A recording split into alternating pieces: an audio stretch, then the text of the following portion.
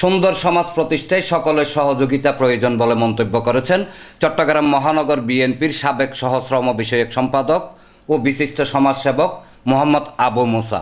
তিনি রোববার বিকেলে আমিন শিল্পাঞ্চল ৪৩ নং সাংগঠনিক ওয়ার্ডের শান্তিনগর এলাকায় নির্বাচনী ব্যানার ফেস্টুন খোলার প্রাক্কালে সমাজ থেকে সন্ত্রাস, চাঁদাবাজি সহ সকল অপকর্ম বন্ধে সামাজিক ঐক্য গড়ে তোলার আহ্বান জানান। নির্বাচনের সময় আমরা এরশাদুল্লাহ ভাইয়ের ধানের শেষ দিয়ে যে ব্যানারগুলো আমরা বিভিন্ন চত্বরে বিভিন্ন আপনার পয়েন্টে লাগিয়েছিলাম, আমরা এরশাদ ভাই এবং এরশাদ ভাইয়ের পিএইচের মাধ্যমে আমাদের কাছে নির্দেশনা এসেছে আমরা যেন এই ব্যানারগুলো খুলে ফেলাই। আমি আপনাদের সামনে এই নিয়ে ৩-৪টি ব্যানার খুলে ফেলছি, বাকিগুলো খোলার জন্য ছেলেমেয়েদেরকে নির্দেশ দিয়েছি। পুরা শান্তিনগর। এখন ঘটনাটা হলো যে নির্বাচনে আপনি কি দায়িত্বে ছিলেন? নির্বাচনে আমি আপনার এই ৭ নম্বর ওয়ার্ড এবং ৪৩-এর এই ২ ওয়ার্ডের সমন্বয় কমিটির যুগ্ম আহ্বায়ক ছিলাম।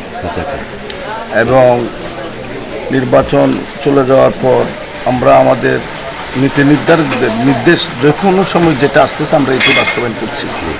ইতিমধ্যে আমরা আমাদের চেয়ারম্যান, বিএনপির চেয়ারম্যান এবং আপনার এই বর্তমান সরকারের প্রধানমন্ত্রী জনাব তারেক সাহেব নির্দেশনা দিয়েছেন, আপনারা শুনতে পেরেছেন।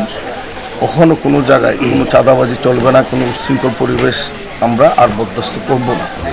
এবং আমাদের এমপি মহোদয় এরশাদুল্লাহ ভাইয়ের এখান থেকে নির্দেশনা এসেছে বিভিন্ন জায়গায় আপনার চাঁদাবাজি এবং মানুষের উপরে অত্যাচার জুলুমকারী যারা তাদের তালিকা চাচ্ছে।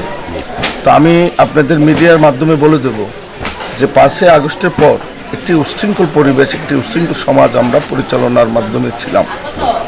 আজ একটি সরকার নির্বাচিত হয়েছে, আর যে সরকার আপনার শহীদ রাষ্ট্রপতি জিয়া রহমান এই দলের প্রতিষ্ঠাতা এবং দেশনেত্রী বেগম খালেদা জিয়ার আদর্শে গত ১৭টি বছর যিনি দেশের বাইরে থেকেও এই সংগঠনকে আগ্রহী রেখেছিলেন, উনি ওনার মা বাবার আদর্শকে ধারণ করে বাংলাদেশের জনগণ কি চায় উনি সেভাবে দেশটিকে পরিচালনা করতে চাচ্ছেন।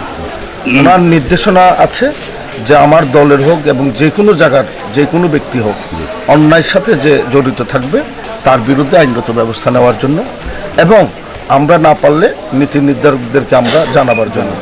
তাই আমরা তৃণমূলের নেতা এবং তৃণমূল থেকে আমরা এই দল করে আসছি। আমরা সকল সময় দলের নীতি নির্ধারকদের নির্দেশনাটাকে আমরা আমাদের আদেশ মনে করে আমরা আমাদের কাজ করছি।